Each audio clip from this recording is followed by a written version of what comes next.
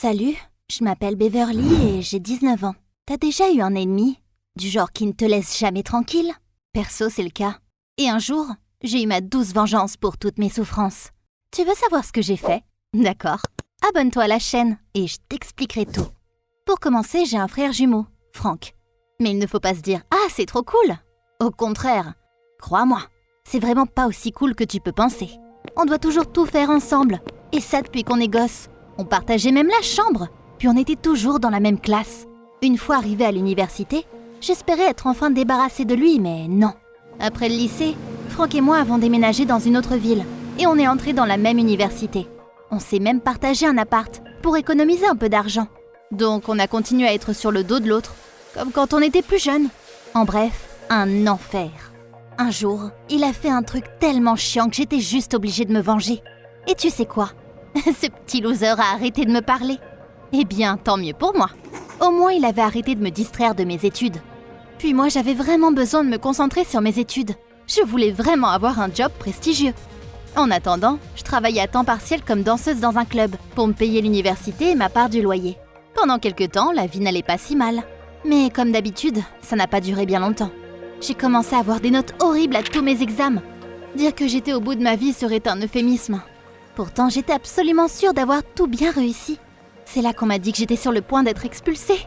J'étais complètement désespérée et je ne savais plus quoi faire.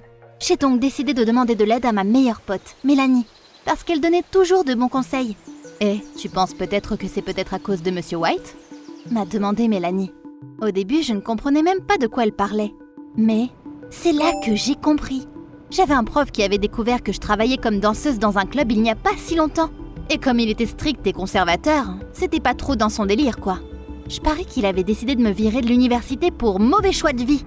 J'ai donc décidé de prouver à ce prof grincheux que je méritais pas d'être traitée comme ça. C'est pourquoi j'ai quitté mon travail de danseuse et passé toutes mes journées à étudier et réviser. Et devine quoi? Ça n'a rien changé! J'avais toujours les pires notes du groupe. J'y crois pas. Sérieusement. Je n'avais pas d'autre choix que de parler à Monsieur White en personne.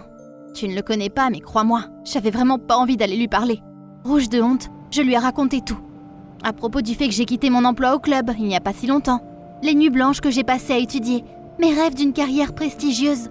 Et à la fin, j'étais au bord des larmes. Et je lui ai demandé d'avoir pitié de moi et d'arrêter de me punir comme ça. Mais quand j'avais fini, j'ai levé les yeux du sol.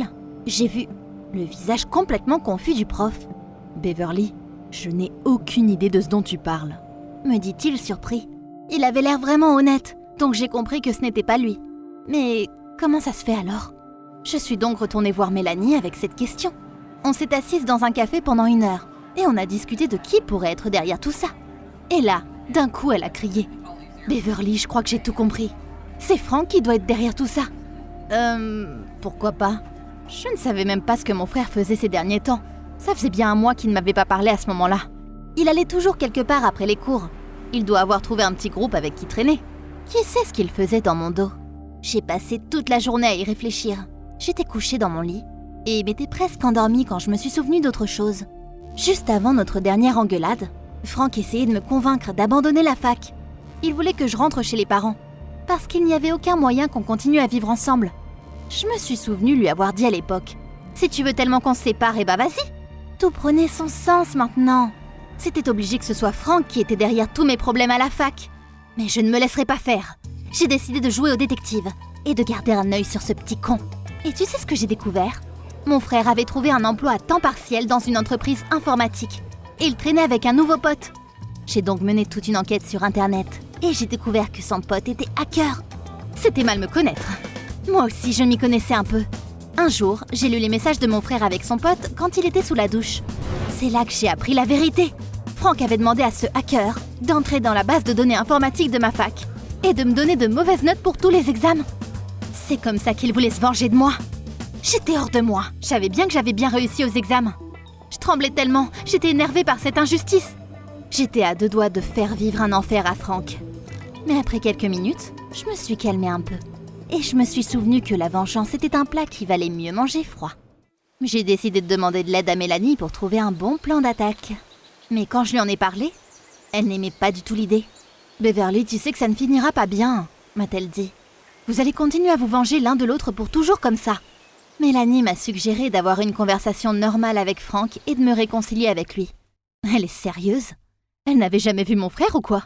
C'est juste inutile de lui parler. Mélanie ne le connaissait pas assez. Elle ne pouvait pas comprendre. Je lui ai donc répondu « Si tu veux pas m'aider, je le ferai moi-même ». Puis j'ai commencé à élaborer mon plan de vengeance. Et j'en ai trouvé un vraiment bon. J'ai réussi à parler de Franck et de son pote à leur patron. Je leur ai expliqué en détail ce qu'ils faisaient avec les ordinateurs de l'entreprise et comment mon frère avait utilisé ça pour changer mes notes. Franck et son pote ont été envoyés tout de suite.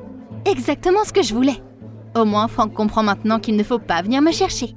En bref, mon plan a fonctionné. Mes notes se sont bien améliorées. Et en même temps, Franck ne me dérangeait plus. Puis il ne me parlait toujours pas. Et au fait, j'ai fini par m'entendre vraiment bien avec Monsieur White. Apparemment, il s'est senti carrément désolé pour moi. J'ai décidé de ne pas rater une telle chance et d'écrire un article sous sa direction. C'est là qu'un véritable enfer a commencé. Et là, franchement, je ne l'ai pas vu venir. Un jour, je parlais avec mon prof sur Zoom. Il fallait qu'on discute de quelques nuances à propos de mon article. Au début de notre conversation, il m'a demandé comment j'allais, comme d'habitude. Pour renforcer mon image de bonne fille, j'ai commencé à lui dire à quel point je voulais réussir et comment je pensais tout le temps à nos recherches. Le truc, c'est que c'était totalement vrai. Et puis, juste au moment où je parlais passionnément de mon article de recherche, le prof a eu l'air surpris. J'ai vu qu'il regardait quelque part derrière moi, et mon cœur s'est arrêté d'un coup. Je me suis forcée à tourner la tête et j'ai vu mon frère danser derrière moi. Pas si grave si ce n'était que ça, mais il portait aussi un costume en latex, comme ceux que les danseurs ont dans les boîtes de nuit. À ce moment-là, j'étais simplement enracinée sur ma chaise. J'ai essayé de trouver des mots pour tout expliquer au professeur, mais quand je me suis retournée vers l'écran pour m'excuser auprès de Monsieur White, j'ai vu qu'il avait déjà quitté notre vidéoconférence. Et c'était pas parce qu'il avait eu un problème avec la connexion. Super! Ma vie universitaire était officiellement terminée. Le prof ne me pardonnerait pas. Pourquoi t'as fait ça? J'ai crié en pleurant. Je n'avais même plus la force d'être en colère. J'étais juste complètement désespérée, mais mon frère avait l'air de vivre sa meilleure vie. Il m'a juste ri au nez et m'a dit « Tu ne pensais quand même pas que je te laisserais tranquille après ce que tu m'as fait, n'est-ce pas ?» Je n'en croyais pas mes oreilles. J'espérais qu'après cet incident de piratage, il aurait trop peur de moi et arrêterait de me ruiner la vie. Peut-être que Mélanie avait raison et que j'avais juste besoin de lui parler. Mais rien que l'idée que Franck pourrait s'en tirer sans conséquence me faisait bouillir intérieurement. Le lendemain, je suis arrivée à l'université en m'attendant à ce que ce soit mon dernier jour là-bas. Mais apparemment, personne n'allait m'expulser. Par contre, ma réputation était à peu près ruinée. Apparemment, Monsieur White avait dit à tout le monde ce qui s'était passé. Et maintenant, non seulement lui, mais presque tous les profs me traitaient mal. Sans oublier que Mélanie avait arrêté de me parler. À ce moment-là, j'ai cessé de croire que je pourrais un jour obtenir l'emploi de mes rêves et devenir une avocate. J'ai décidé que je n'avais rien à perdre. Et je suis donc retournée travailler au club. Tous les jours, je pensais à des moyens pour me venger de Franck. Et un jour, cette chance s'est présentée à moi. J'ai entendu dire que mon frère avait trouvé un emploi prometteur et était sur le point d'avoir un entretien important sur Zoom. En plus, il avait choisi un horaire où je ne serais pas à la maison. Pas mal, mais j'étais plus intelligente que ça. Donc, je me suis tranquillement préparée pour mon entrée spectaculaire. Je me suis cachée dans ma chambre et j'ai attendu. Juste au moment où mon frère expliquait avec enthousiasme au chef de l'entreprise à quel point il était incroyable, je suis entrée tranquillement dans la pièce et j'ai commencé à défiler. Le tout en costume en latex avec des oreilles de lapin que j'avais achetées la veille. Bon, tu sais bien ce qui s'est passé après. Sinon, il y a une vidéo qui explique tout sur la chaîne. Et n'oublie pas de me dire dans les commentaires pour qui tu es.